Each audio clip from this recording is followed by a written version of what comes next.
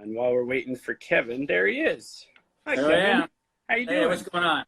We got a good audience. We got 12 people so far, and people jumping in every couple seconds here. People are just getting in, so you picked a good time. What's up? Excellent. Where are you? I'm in St. Augustine, just trying to set up so I'm not slipping here. But that's where we are, St. Augustine. That's awesome. So I try to tailor the set as much as I can. I'm in Brooklyn. I have only so many resources, but this is my Kevin Kernan set here. You wrote your book on the 2006 Mets. You got a notebook, pen, and paper, and you love your Italian food. So we got some minestrone, some extra virgin olive oil, and some peppers. I don't know. That's good. I got a bunch of books. There's some of them on the wall, maybe you can see. Yeah. And some over there. So we got books all over the place. So Dan Palumbo. And my bobbleheads behind me. So Oh, wow. Good. You've got a bobblehead collection. My friend Matt calls my room the bobblehead museum, but I think your collection rivals mine. My wife loves them. So Dan Palumbo actually just said, "How are you? How is Kelly doing?" Kelly's doing great. Kelly's in Savannah. That's my daughter. She's a coach and a math teacher. Also, her husband is a long-distance marathon runner, runs a store down there, so they have a great thing going on. And How to Run is the name of the place. So all the kids are good. My older boy is up in Pequannock, New Jersey with four wonderful grandchildren, and then my other son, he's was supposed to get married this weekend, but something happened. Nobody's doing anything, Yeah. So it'll be July, hopefully.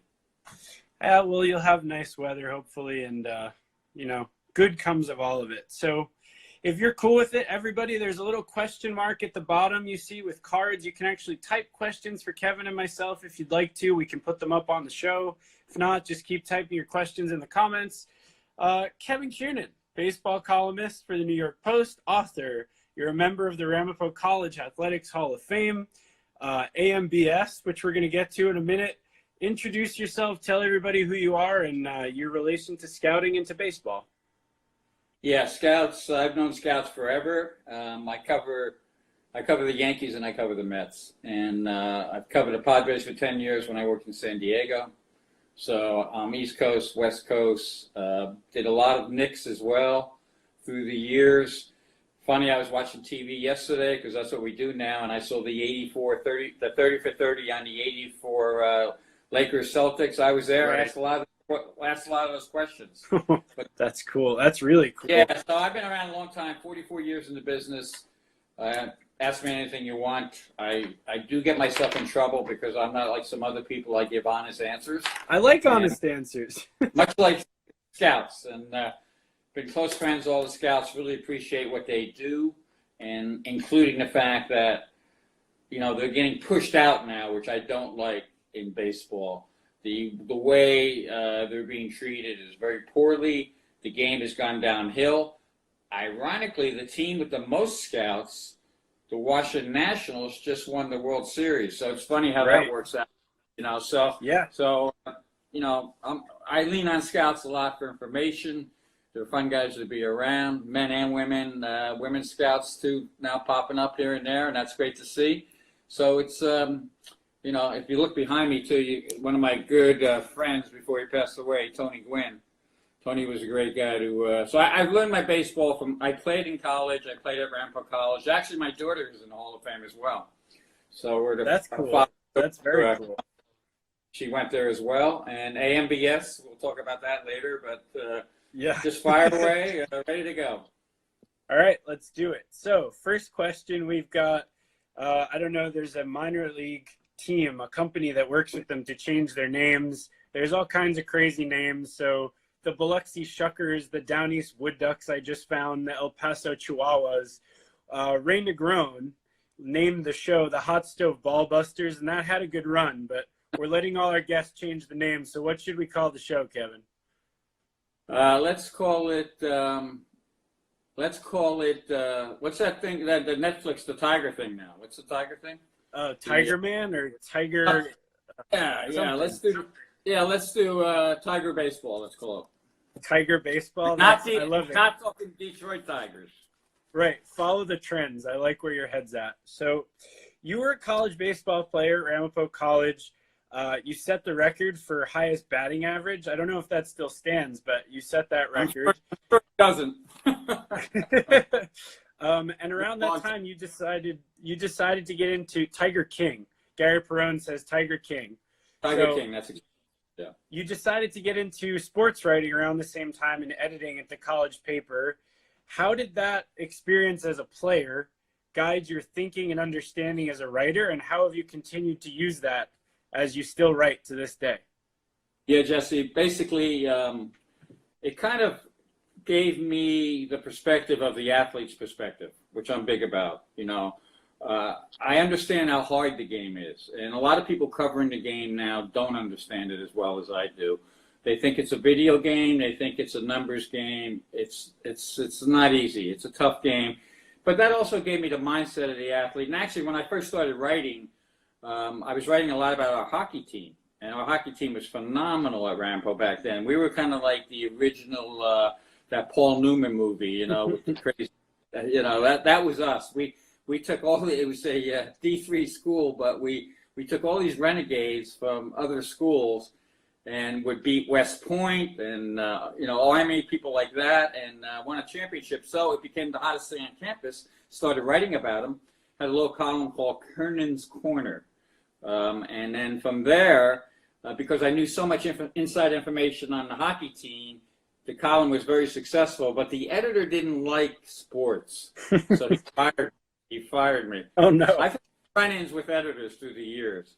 That's part of the fun of the business. And so he fired me. So next semester I ran for co-editor with another gentleman, and we won. We won the election. I became editor of the newspaper. That's so diplomatic. I think I fired him, if I remember right. That's incredibly diplomatic. I didn't know editors were elected. That's new. Yeah, we were a very liberal college back then. And so that's how it was. It was you ran for the position. And my friend Pat, who I ran with, his dad, and this is a great story for young people, because people ask me, how do you get into business? What do you do? First thing you do is get to know people. You connect. It's still a contact business. You got to have qualities of writing, hard work, and all that stuff, but you got to be able to get along with people. So his father was the head of custodial for the newspaper, the Hudson Dispatch. He got me in for an interview.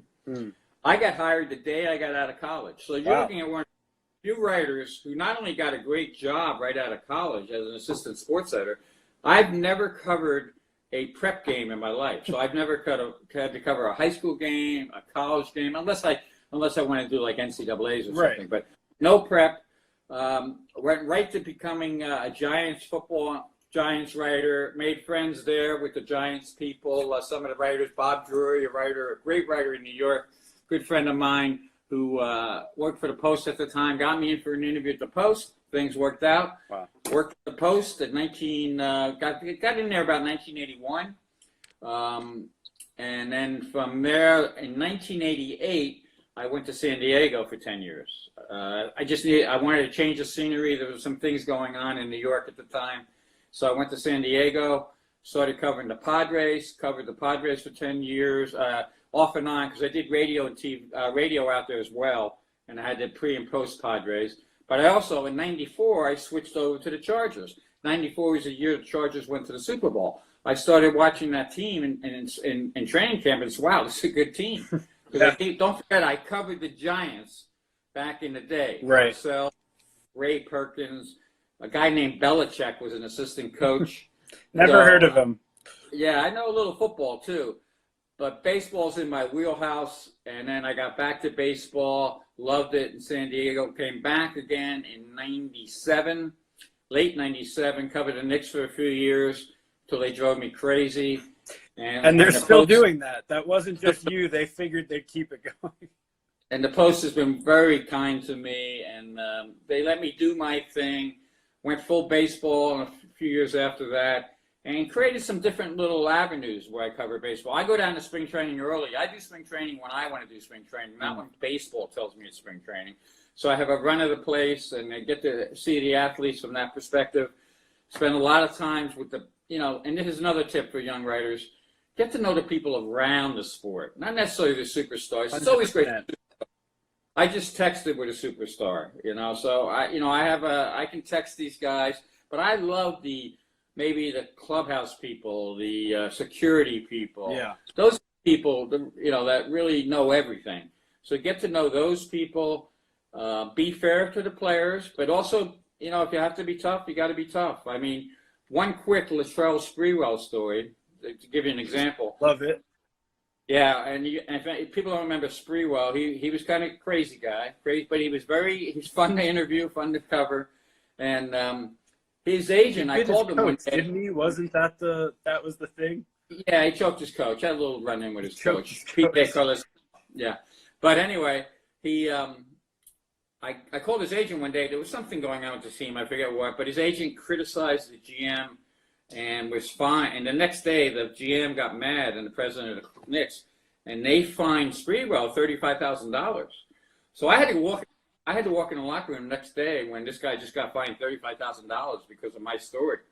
And when I walked in there, Sprewell said, "If Kevin wrote it, I know it's true." So wow. When you get that kind of respect from the players, that's a great thing. And that's basically how I've done it. And again, that gets me back to the scouts. If you really want to know baseball, you talk to the scouts. And what you guys are doing with the New York Pro Scouts here is phenomenal. I think it's opening up. And it might be a slow thing at first, but once people find out about it more, they're just going to climb aboard because people want to know what's really going on behind the scenes and what the scouts see. And one quick scout story, and I hope I'm not cut me off if I'm running on, but one quick story. Do you think? Yeah, Jack McKeon. So I got to Yuma, Arizona to cover the Padres, 1988, and I'm running around. I find some people who are kind of confused, front office people. I go to the backfields. I see a kid named Robbie Alomar. Never heard of him either. Yeah. Nobody heard of him at the time. And I'm watching him on the backfields, and I'm saying, wow, he's phenomenal. And so then I run into Jack McKeon. I realized how they got Robbie. Jack was a great scout, still is a great scout. Talked to him last week. How old is he, Kevin? He's in his 90s, isn't he? Yes, I think he's 91 maybe. Wow. Something like that. 89, 99. But he's still about 45 mentally. He's really on top of it. Funny guy, good guy. And so I got to, I got picking his brain, and I said, how'd you get Tony Gwynn? He drafted Tony Gwynn. Tony Gwynn was a basketball player, and back then the scouts would come out early because it was San Diego, and they'd hit the warm weather spots first. And even at the time, the Padres scouts were not that high on Tony Gwynn. The Padres would always play San Diego State in a baseball game. Jack's watching the game. This kid, Tony Gwynn, gets up, doubles again off Major League pitching, and Jack falls in love with him. Long story short, I think he makes him a third-round pick, and that's how he gets a guy who, 3,000 hits, Hall of Fame. So the value of scouting is off the charts. It's still the way you win championships. Now you got to help me here. The baseball way of the speed that Rapsodo is a new technology. It's great. It's great to have. But as one scout said at a scouts dinner, and I don't know if you've heard this story recently, he won Scout of the Year, and he was with the Nationals, and he said, other teams may have Rapsodo, we have Juan Soto. So it still comes back to the players. That's a good one. It still comes back to the players, and that's a really good one. Hey to Alex Santos, Felicia, Decor, everybody's joining us. Thanks. If you have any questions, I saw we have one question, which is actually something we're going to get to in a little bit. Keep typing in your questions at the bottom, and we'll get to them very soon. So, Kevin, for everybody that follows you or anybody that follows you on your social media platforms, you write AMBS a lot, and I've seen that it stands for America's Most Beloved Sports Writer. What's the origin story? Is that self-proclaimed? Was there an election like for the editor at the paper? What was that about? Well, I do have an ego, but not that big an ego. So I was at the Fenway Park. We were covering a Yankee series back in the 100th anniversary of Fenway Park, and I took a selfie of myself. Took a selfie, showed it to one of the younger writers, and I like to. That's another thing I like to do. I like to have fun with the younger writers. I'm not afraid to call them out if they need to be called out. It's not an old man yelling at clouds, but it's an old man yelling at millennials. That does happen. And so I showed it to Andy McCullough, a great young writer who's now with The Athletic. And I showed him the picture, and I said, "Hey, pretty good selfie here." And Andy's very sharp with it, so he said, America's most beloved sports writer in America's most beloved ballpark. So we immediately boiled that down to AMBS, and it became a thing, and now I'm running with it, and why not, So, and there's irony in it, because I cannot always, sometimes I'm not beloved, I got to be honest, If I, there's times I criticize very harshly, but that's what I see, and especially now what's going on in baseball, some of the mistakes they're making, some of the things that Rob Manfred is doing, I'm just not on board with. So that's the origins of AMBS. Thank you. If I knew you were at that game, I actually was also at that game, and I have. Do you remember they did the world's largest toast? As part of that. So I actually have the unopened upstairs Welch's container in the cup. If I knew, that would have been part of your set. But for next time. Next time. Talk about the relationships that writers have with the scouts. How integral are they to what you do? And, what do you guys talk about that informs what you're writing about? Yeah, that's basically the essence of it all. And I'll throw some names around. I'm very close with guys like Bob Nightingale, USA Today, Kenny Rosenthal, Jason Stark. Matter of fact, Jason and I were sitting at Game 5 last year together of the first round playoffs with the Astros and the Rays. And we were watching that, and they scored 4 runs off a glass now in the first inning. And both Jason and I turned to each other and said, something is going on here. And of course, now we know all about the electronic sign stealing. Right. But so those guys, like the guys I just mentioned, they lean heavy on scouts for really to back up the information that they see, maybe to see what's, you hear rumors. Obviously, rumors are big. And the scouts they're boots on the ground. That's what they are, boots on the ground, and and they've also been, like I said, they've been overlooked a little bit. So it's when you go to a game, even like spring training, like a scout told me the other day, I have a story. It hasn't run yet at the Post. Hopefully, it will run soon. But I have a story about what do scouts do with no baseball games to watch. Right, they go crazy. They go crazy, exactly, and it's different for scouts because. Front office people can do some front office work. Ball players can work out in some capacity, but scouts, they can't watch. If they can't watch baseball, they're lost. So these guys watch the games. They see all the games. They're not always right, obviously, but most of the time they got a pulse on the game. So before a game in spring training, if you go to the food rooms, you'll see a table of 6, 7, 8 scouts sitting there. And if you can get in there with them, it's a fun conversation, a lot of laughs, and a lot of information. It's really that simple. So that's what they're doing. They're working very hard, and they're always working. That's the thing. Scouts are always working. They're always looking at something. They're always driving somewhere. And I'm talking about amateur scouts as well as pro scouts. And obviously amateur scouts scout the amateurs, pro scouts scout the pros. And like a scout told me just this past week about the reason I'm telling this whole story, is that this is his favorite time of year because he gets to see other scouts, gets to see all the teams he's got to cover. Yep. And then at night, what do? They watch March Madness. So it's like it's the perfect time to really enjoy it's being like sleepaway camp for baseball people. Exactly what it is, and that's what they love doing. And this time of year, they love doing it. So it's hard on the players, it's hard on the fans, it's also difficult on the scouts. I remember Billy Blitzer, I think it was, told me at some point that it's not just major leaguers or minor leaguers, but scouts even enjoy, if they're watching a college game or a high school game, to project, that kid could go from high school. Maybe he's not going to get drafted, but he'd be a great third pitcher for a college rotation. They're always thinking. So just games in general not being played for them is a crazy thing. Along those lines, that's why when his players make it, even if his team didn't draft him, right?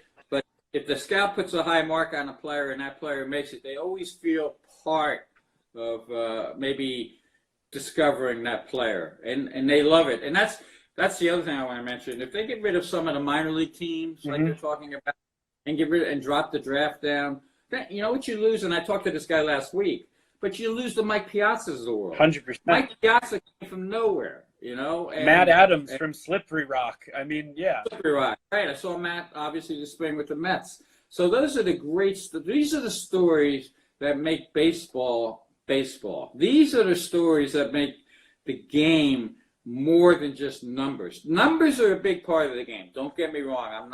I'm not so old school. I don't believe in this stuff. Some of the stuff I believe in has been taken to the 10th degree now. Right. It's a good combination, but it's like I say, you know, it's you know, don't tell me about spin rate. Tell me about heart rate. You know, 100%. And that's one of my big things. And that's where baseball is losing it. You could see that many of the scouts, some teams don't even scout live now. And it's going to hurt them down the road.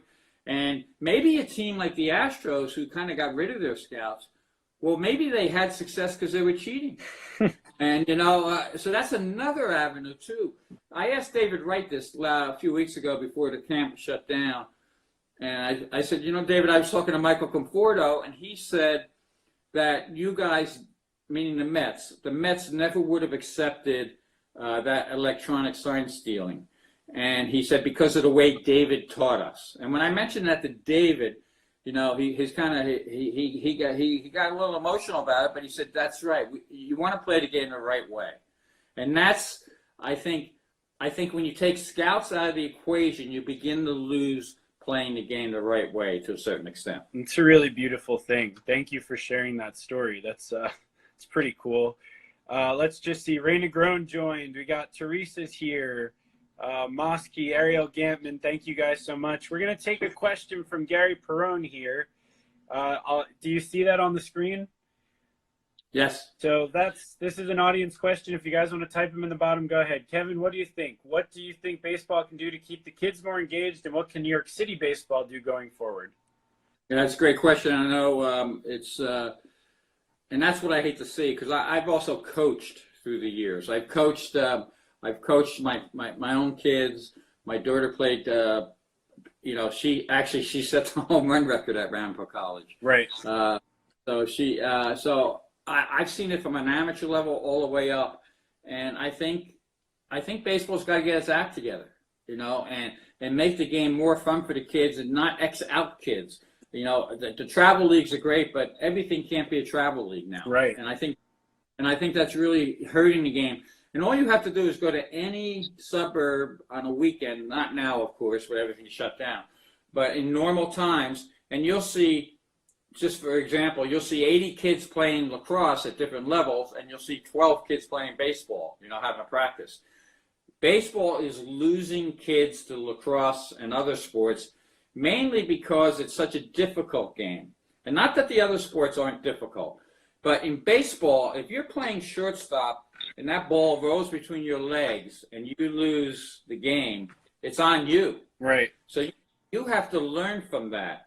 It's like my daughter always said, I think she has a T-shirt that in one of her coaching clinics, something along the lines of, sometimes you win, sometimes you learn. So when the losses, you learn from the losses. And I think it makes you it gives you, whether you're a great baseball player or not, it makes you stronger as a human being. And I think that's why the game needs to be pushed.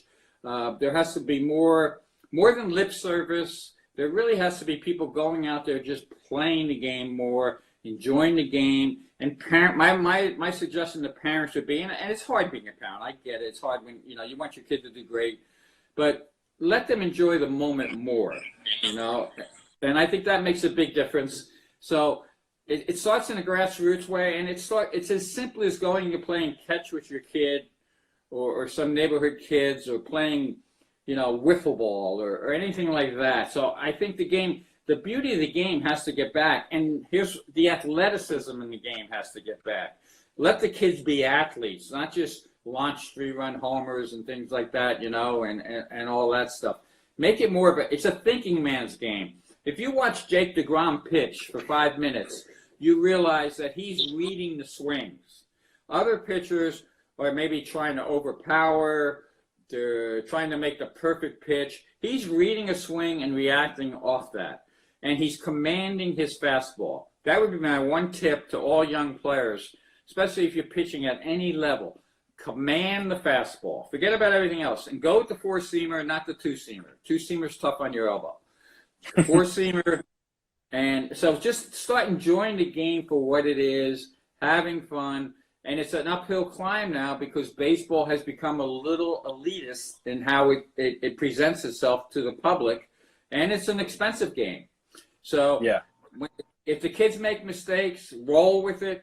Keep everybody involved, and not just you know, it's not just about the winning. It's certainly winning is a part of it. Don't get me wrong, you know, but it's not the bottom line. So communities have to really, and I think maybe after all this is all done, maybe we'll understand this a little better about communities, you know, and stuff like that. And I also, the other tip I would have for baseball, keeping it going, is make sure your kids play other sports as well. Most of my kids did. You know, they played basketball and other things. My oldest son, Casey, played 3 sports. And it just makes you a better baseball player, and it doesn't wear you out, so you're worn down by baseball. So it's a great game. Go out there and enjoy it. We got a couple people writing in. Matt and Billy Capola both knew T-Bone pretty well, and T-Bone used to say that all the time, you know, command. Oh, it's like, it's just everything. And you're talking about Jacob deGrom. It makes me think of you, right? So as a writer, your experience as a player guided your thinking. deGrom was a shortstop in college. deGrom knows what a hitter thinks, and so he is thinking through every single step from both sides of it. So okay, let me take that a step further, and I'm glad you brought that up. Early this spring, I stayed back when the team was playing on the road because I didn't want to go to Lakeland and drive 100 miles for one reason. But deGrom was pitching against some of the simulated game against some of the Mets and the better Mets hitters. So it was not just you know, some minor leaguers coming over. So he gets ahead of Nimmo 0-2, and all pitchers listen to this. He gets ahead of Nimmo 0-2. Now he's working on a backdoor slider this spring. So 0-2, he throws this perfect backdoor slider that catches like just the corner of the plate. Nimmo gets called out, has to immediately go check the track man right away to make sure it was a strike. It was that good a pitch. So I asked deGrom about that later on, and deGrom said, I wanted to use that pitch in that situation because I know Nimmo is a patient hitter. So deGrom took Nimmo's strength, his patience as a hitter, and made it work against him. Good pitchers do that. They take a hitter's strength and make it work against them. So that gets back to the thinking man's part of the game. That's awesome. We got a couple more questions, but let's get to another one here, and then we'll go back to the audience questions. So you've been down, you still are in Florida. Do you have a separate house there, or is it, yeah, I have a condo. We basically, I'm getting near retirement age, mm-hmm. and, you know, I've been in New Jersey all those years, and, you know, basically sold my house a couple of years ago to get ahead of the curve. And so when I'm covering Yankees and Mets, obviously I'm up in New Jersey a lot and stay at hotels and just survive. And then when I'm down in Florida, I don't spend as much time as I normally here. I usually, right now, like today, I was supposed to be in Tampa for the Yankee series. You know, that was the original schedule. So, yeah, but I'm in Florida right now, but I'm still traveling all over the place. So you do travel a lot. You have a house in Florida, and when this all took hold, you were still at spring training. You're probably one of the few people who didn't come back. So for opening day and everything, what has that experience been like? And what are some of the good things that have happened that you've been down there? People are looking at the bad. We know it's hard, but tell us about some good things that have happened with this whole thing. Yeah, well, even the first couple of days, I did some things. Like I talked to Piazza about, you know, what it was like in 9/11, and then he had to wait 10 days to play a game. So again, I reach out and find out. I talk to people about what their lives are like. So along those lines, I spent some extra time in Port St. Lucie. Everything was shut down, and went and visited some different restaurants and people and what their lives are like. And the good thing I can tell you is that people were, even back then, this was like a good week to 10 days ago, people were helping each other, you know. And the restaurant, one of the restaurants I went to, they were giving out free T-shirts that night for anybody who ordered food. Right. the guy kept all his staff on, even though he was taking a hit financially. So I think you're seeing. I think you see a coming together of people, even though you have the situation where some of the people are not, they're going to the beach still when they shouldn't be. Right. They're congregating in parks when they shouldn't be. It's tough, but I've really seen a lot of people reach out to try to help one another, and I think we'll see more of that. I think we'll see a post 9/11 effect here down the road, and of course, the biggest thing, without a doubt, is what we see with the doctors and nurses, and and every baseball player will tell you this. The heroes, the players aren't the heroes. The heroes are the people who put their lives on the line for you, and what the doctors and nurses are doing now. Those are the people that matter. Hopefully, we'll get we get things a little bit straightened out now in our perspective, and I see that happening. That's really great. And I love everyone that we've had so far has had positive things happen. So it's nice to see, and you as a thinker and as a writer, that you're putting it into perspective of past events is like taking it another step. So that's kind of cool to see also. And plus, the fact that I'm already here, like if suddenly by some miracle things open up quickly, you're ready to go. I don't have a 14-day quarantine. I can go right to work, whereas all my compatriots from up north may have trouble getting back. You got the scoop. America's most beloved sports writer. There you go. Always thinking. So another thing on that note, since you're down there, this unexpected story with the Mets happened last week. I don't think anyone had an inkling. Maybe if anyone did, but Noah Syndergaard, one of the Mets aces, needed Tommy John surgery and he's out, and the Mets hope to compete this year. Talk about that happened last week, and how does that affect them for the year? Yeah, that's huge. Obviously, it's huge. The thing I go back to is I remember last year Noah was saying all spring training, I didn't feel comfortable. He would say that after every start, even though he looked okay. Right. And Noah is one of those guys who, as Stephen Matz told me, he'll look under every rock to get information, And sometimes I think that's a blessing and a curse. Sometimes you could do too much. And I think first of all, they've all had Tommy John. That's another point I want to make. Thank God they have the 100-pitch limit, because no one's had Tommy John since the 100-pitch limit, right? Right? Am I right or wrong? You're totally right, yeah. No. Yeah, nobody's had Tommy John. So, again, that's how numbers can infiltrate the game, poison the game, and people take it as gospel. 100 pitches by one guy may be different than 120 to another guy. Oh, yeah, absolutely. And Noah's, getting back to my point, Noah's a max effort guy. And a max effort guy is going to run into problems eventually, and he ran into problems. Now, some people also have told me that the two-seamer, and I believe this, two-seamer is very tough on the arm. And, if you're throwing 98, I think that's good enough. And you roll with the four-seamer, and maybe down the road, Noah becomes a better pitcher because of this. He'll certainly, there's no doubt in my mind, he'll work incredibly hard to get back. He'll, it's going to be a year and a half. Basically, it's going to be interesting to see if the Mets even have an interest in keeping him now. My guess is he becomes a free agent. So suddenly the Mets, and this is why I was a proponent of keeping Zach Wheeler.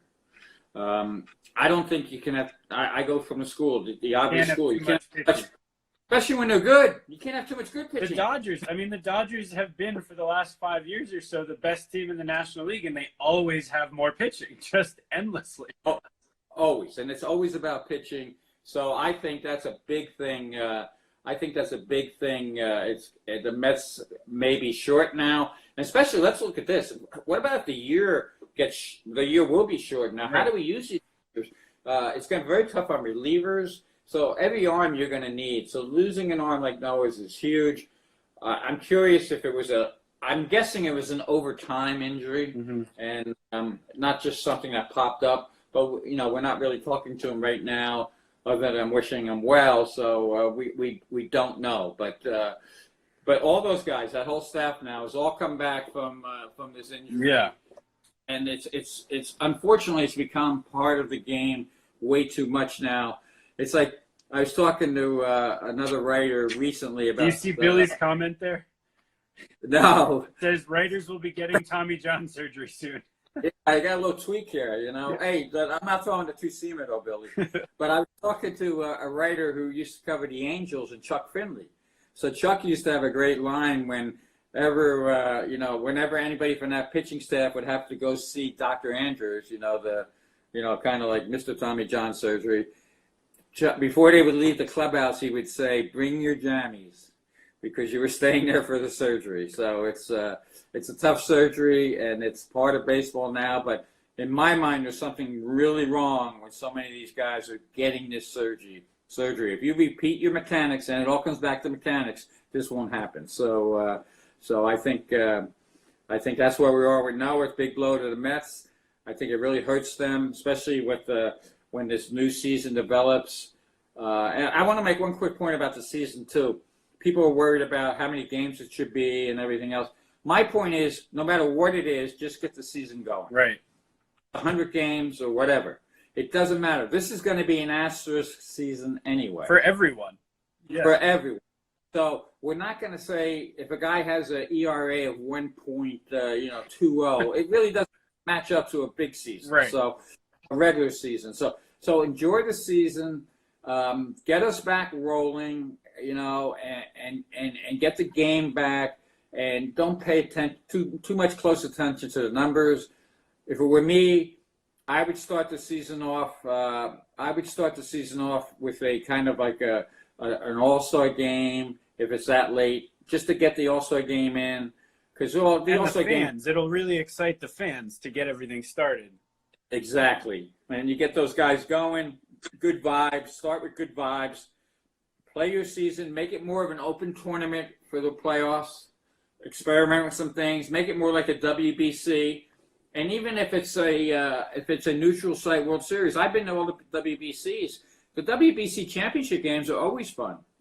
Oh yeah. Wherever they are. So whether your team's involved or not. So just enjoy the game. And I think it's important to play in neutral sites just for the weather situation with players. We don't want players are going to get hurt no matter what. I think you're going to see from now. You're going to see a lot of relief pitchers having problems. And, I think it's going to be a tough year in a lot of ways for the injuries. So you got to expand the rosters, play the games, have some fun, and hopefully by next year, we have a vaccine and we move forward. Let's do rapid fire. I'm going to ask you some of your favorite things. You just answer as quickly as you can. Favorite brand of ice cream? Chocolate chip mint.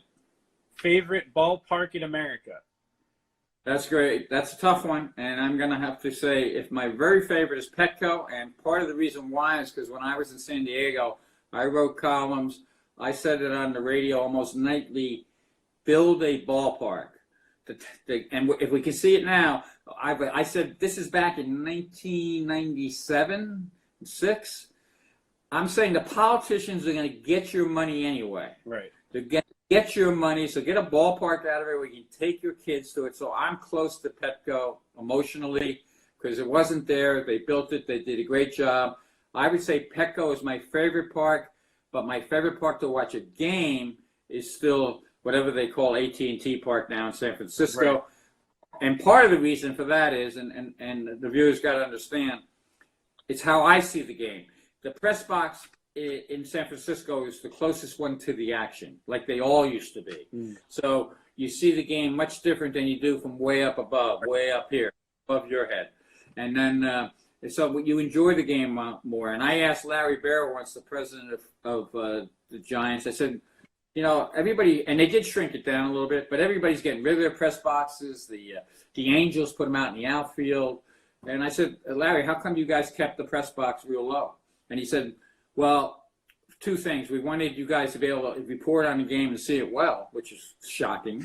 And secondly, it was you guys are part of the show, and we are. If you go to any game at AT&T, the fans walk right in front of us, and we're up a little higher so we can see over them. But fans are always walking up to us, open their press box, asking us questions, and we're like the the animals in the zoo, and that's fine. That's and it's part of the show, and that makes baseball part of the show. So that's my quick answer. And third place, I'll put Seattle. I still think Safeco is great. The thing I love about Safeco is like the first 30 rows are just up, straight rows, no moat. Fans are together. That's another thing baseball has lost. You used to be able to go to a game. When I went to a game way back when, Yankee Stadium, my father was a cop. So we might, sometimes you get good box seats. We'd have a seat next to a guy who's a mailman, next to a guy who's a teacher, next to a guy who's a bookie. So, you kind of have that mix, the mix. Right. Now, with the super stadiums and the moats and the legend seats and everything else you don't have that same camaraderie for the fans. And I think that's another big mistake baseball has made. Favorite cereal? Don't eat it anymore. Don't eat cereal anymore. And I hate to tell you what I had for breakfast today, but I will tell you, sardines. Really? That's healthy. Yeah. That's very healthy. Get those omega-3 fatty acids going. Exactly. Okay. Favorite baseball player growing up? Oh, easy, Mickey Mantle. I mean, that's, every kid from my age, generation, had 1 million of his baseball cards. And the difference in my baseball, and I had 2 older brothers, so we had all the baseball cards. And when I went away to college, my father threw them away, not my It's mother. always the mother. My dad is the mother. I always hear the mother threw them out. My father threw them away. So Mickey Mantle, yes, without a doubt. We'll go with the Italian American Baseball Federation. Favorite dish at Mario's? That's your last one. Favorite dish at Mario's? It's easy. Chicken parm, broccoli on the side. All right. Let's hop back into it. You did books on Tim Duncan. You mentioned Jack McKeon, Roger Clemens, Bernie Williams, Joe Girardi, and the 2006 Mets. Can you just quickly one hitter about each of those things that people maybe don't know? Yeah, I won't take every one because it'll or your favorites. Yeah, some of the points, like Clemens, and for all his faults, I remember talking to Clemens' sisters about how he helped raise them. I think that I may screw up the story a little bit, but his natural father left when he was young, and then the mother got remarried, and I think the father's name was stepfather was Woody, but he died of a heart attack. Really? At the dinner table, and Roger, they ushered all the kids down in the basement because of what was going on upstairs, tragic situation. And Roger stacked a bunch of books on top of one another to look out the window to see what was going on. So that showed you a little bit about his makeup. And the other thing was, real quick about Roger, on Easter, I think he has 3 sisters, but on one Easter, he gives them each one a different Easter egg, plastic Easter egg, different color, and each one had a set of keys for an SUV that was that color in the driveway. That's amazing. So, that's a good brother. That is a good brother. Tim Duncan, obviously, the swimming stuff was pretty interesting. That's who made him was. Just an impressive person. Jack McKeon, Jack has more stories, and you got to get Jack on this show once. He'd be 1,000 times better than me. I'll make sure I hook you up. And the stories he has, but he understood baseball from a showman standpoint. When he was a player manager, he played in one of the ballparks where there was a telephone pole down past first baseline. So every time there was a close play at first base, he's a catcher. I think he was a catcher. Yeah, he was a catcher, so he wasn't the fastest guy, but he would move quick, and he'd run down. And if it was a close play, he would keep running, and he fixed the pole, almost put some spikes in the pole, like a telephone operator. So he would actually climb up the pole halfway up the pole. That's baseball. That's minor league baseball. That's old-time baseball, too. Yeah. I mean, it's just crazy. You never hear those things anymore. It doesn't exist. No, Jack was the first guy, and actually I'm going to pitch this to my office. Jack was the first electronics dealer. Really? He wired up, he had a guy in Vancouver, I believe, where he would get a transmitter, sewed it into his pitcher's front pocket, and would talk to the pitcher and tell him, okay, throw to first, throw now, for pickoff plays and things like that. Amazing. So Jack was well ahead of his time, and happy to see he's got another ring this year with the Nationals. And Girardi, the thing that stuck with Girardi, one of the things was how he, with his mom passing away at a younger age from cancer, the camaraderie from his neighborhood and his friends, how they would always hang together, grew up playing wiffle ball, him and his closest friends, and and that stuck with that spirit stuck with him. And I think Joe will be a much better manager in Philly with a little less pressure, because I think he in New York it just became too much for him a little bit, as it can for anyone. But I think he'll relax a little. His true personality will come out, and I think it'll be very successful for the Phillies. We got about I would think 6 minutes before the feed ends, and then we've been continuing for a couple more minutes, but I just want to let you know that. So next question here, for anyone who follows you on Instagram, they see you fancy yourself sort of a food photographer at this point. I pretty much know what you're eating on like a daily basis. I've noticed you like Italian food, burgers, fish, fried and otherwise. What's that about? What's the best meal you've eaten, and what's the prettiest photo you've taken that you're proud of food? Well, if you follow me, I go to Mario's a lot in spring training almost every day, because I like the camaraderie there. It's basically the New York. Mario is the maitre d', but the chef is like 80-something years old and still works every day. It's unbelievable. It's like DeFarris in Brooklyn. Yeah, you're getting old time, and I think they are from Brooklyn. You're getting old time Italian from Brooklyn. Plus, because of my personality and their personality, they'll come sit with me, because spring training can be lonely. You're away from your family. So I'll be in the booth, and a couple of the waitresses or the owners, and it's a family restaurant, so every waitress is related to the owner, and vice versa. And there's also some, I know everybody's story that, they do a nice job in the community. They have two young girls from Guatemala that they've helped sponsor to become working there, and that's nice to see. And so Mario's is by far my favorite in Stuart, Florida, for a lot of reasons. And anywhere else, I'll eat anything. I know I put a picture of that, and any picture I take that day is my favorite, because it's just a quick picture, and I try to have fun with it. And sometimes they don't come out great, but Nick Cannon, the great columnist with the San Diego Union, and the great thing about me is I don't remember a lot of stuff. I think that's why I can stay young and write. Because if you think about it, 44 years of writing, every day is basically a term paper. Sometimes it's the first, second edition, third edition. A lot of writing. But I keep fresh because I forget things.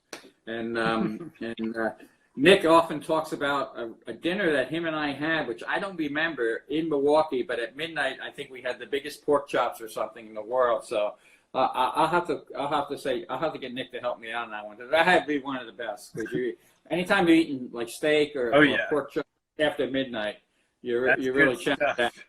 Yeah, it's really good stuff. So breakfast, there's a great place in Pasadena where we have breakfast right on a little porch, veranda. I can't think of the name of it now. It's right off the backside of the hotel in Pasadena. So I have my little favorite spots everywhere in the country. Even something as simple as there's a place in Jensen Beach, Florida, when I cover the Mets, where you go to a little hot dog stand. It's called Fergie's, Ferdgie. And the way they cook their hot dogs and their buns, last time I was there, some motorcycle, like Hell's Angel guy pulled up, and because it was Bike Week probably, and he pulled up and had he not only had a hot dog, two hot dogs, but then he ordered a bag of buns and stuck them in the saddle bag, and going on to wherever he was going. So those, to me, I like the little mom and pop local places. I try to stay out of the chain for the most part.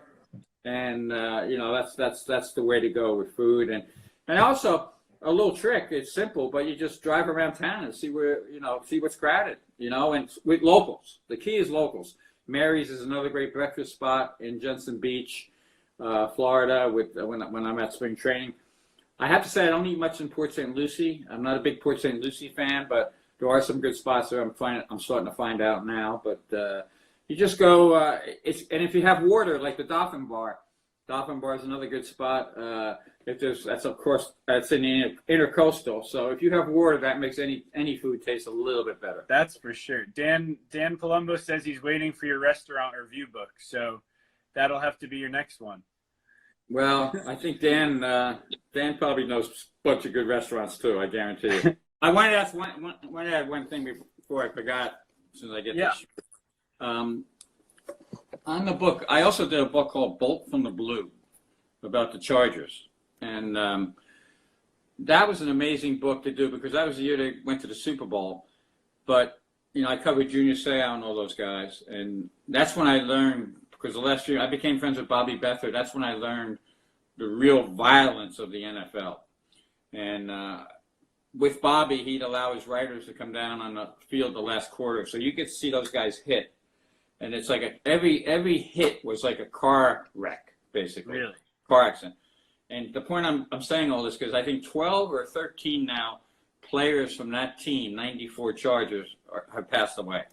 So it's really, for me, for what football players do, that's an incredible, tough sport, and those guys deserve their money no matter how it comes. But I just wanted to make that point about Bolt from the Blue, and covering football as well as baseball.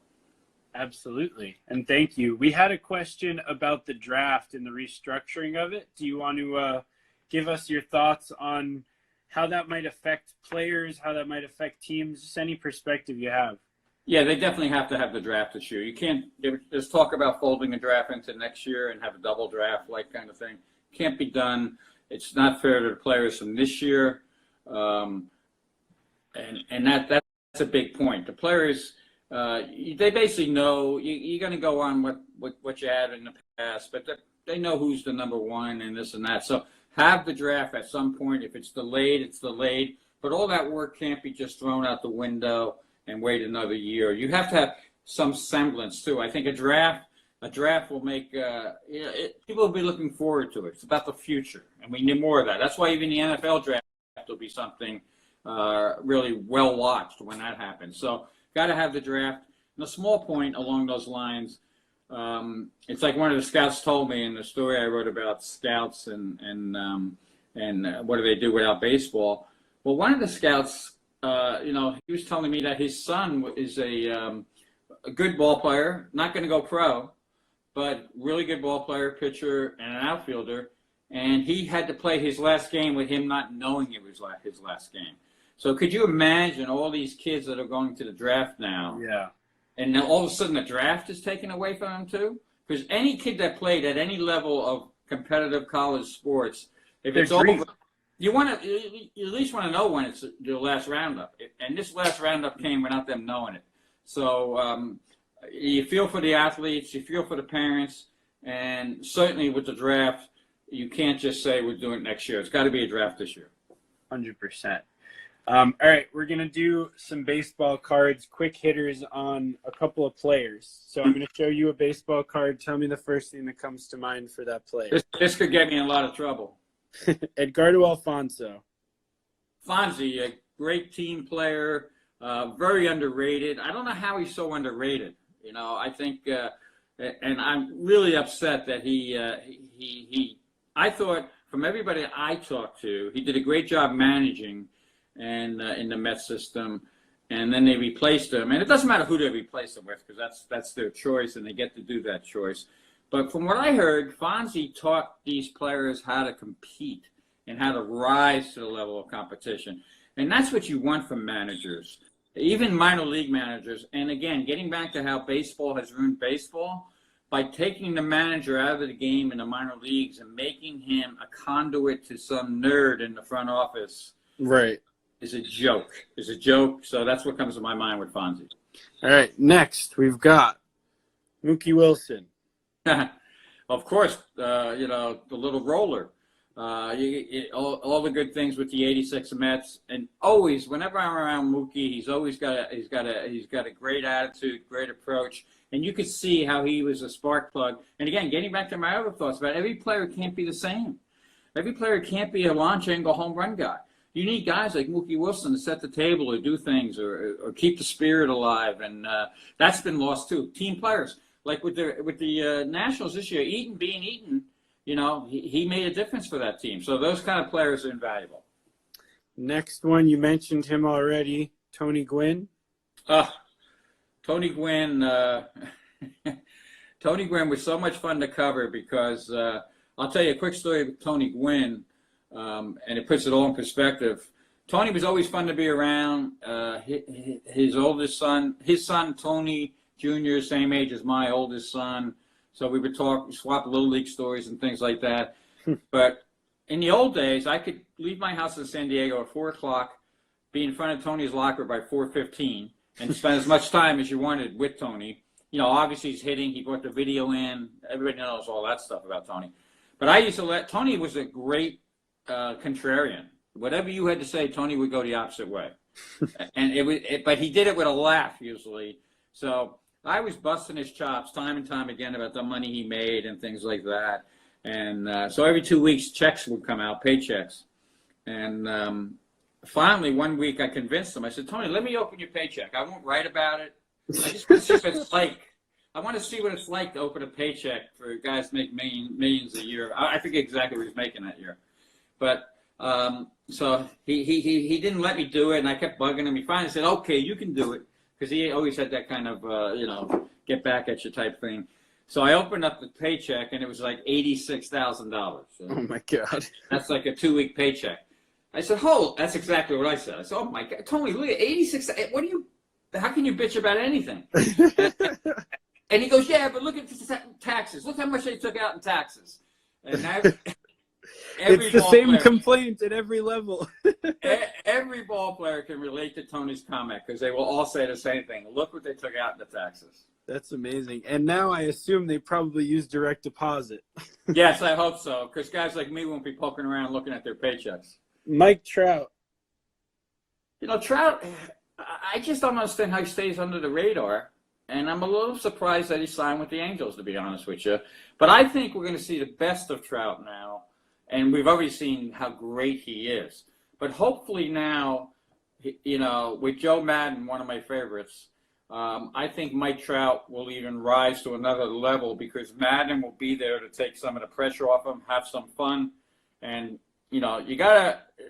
Trout is one of those guys who just loves baseball, loves sports.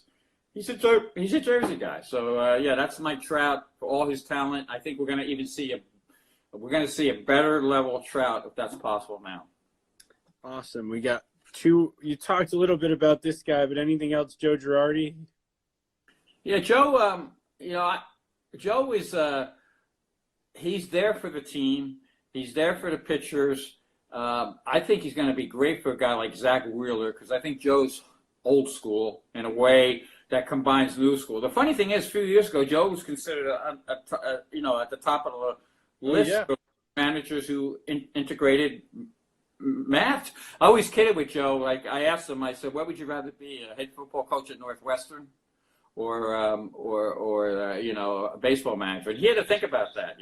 He loves his football, but I think it's great to see. I love second acts, and it's great to see. And Joe was a player, of course, but a second act as a manager, much like and he had his success. Don't forget how far Joe took. Yeah, with the Marlins, he won the Manager of the Year. Exactly, and he took the Yankees right there. And another thing I liked about Joe was when we asked him this month or last month about the whole cheating scandal. He made no excuses. He didn't seem like that's how they beat us.